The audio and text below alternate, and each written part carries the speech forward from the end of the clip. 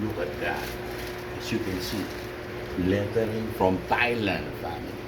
Thailand, Song Tao Poon, Red Texas, one of the best breeder in the universe when it comes to Super Red Texas. We salute you, brother. I don't even open the plastic, but I'm pretty excited, man. My heart cannot stop to beat, you know. It's beating, right? So what I'm gonna do, we're gonna take out this thing. Make it a little bit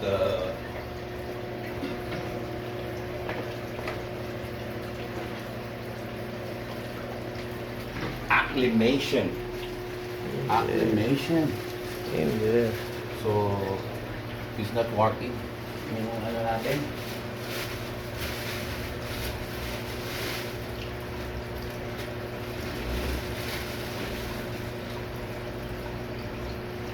Whoa. Oh. Look at that, man. Look at that.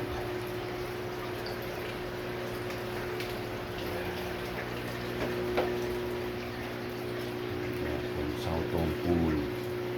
Other, you can see over here the beauty of Song Tao Pool, Red Texas.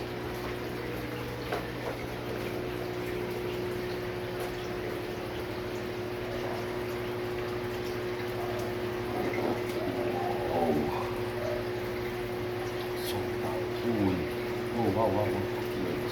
Sticker is there. I need to save the sticker. Oh, so put inside. Alright. So I put inside the sticker, so no problem. Even I put upside down, the sticker is inside the plastic. So I remember he told me about that. To sneak around it. The sticker inside the plastic. Okay. Wow. So nice, man. Look at that.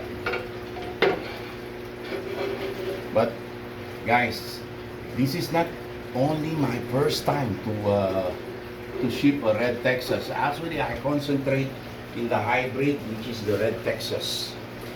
Before pandemic, I start to collect some Red Texas, starting from Gold Red Ruby, City Chalk, Corn.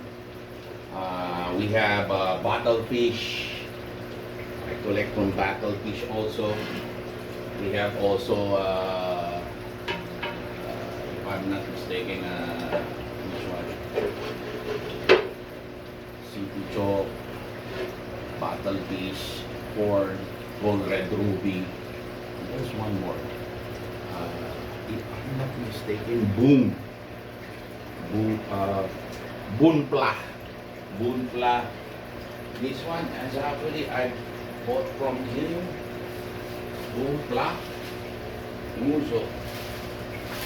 No, this one? No. There is some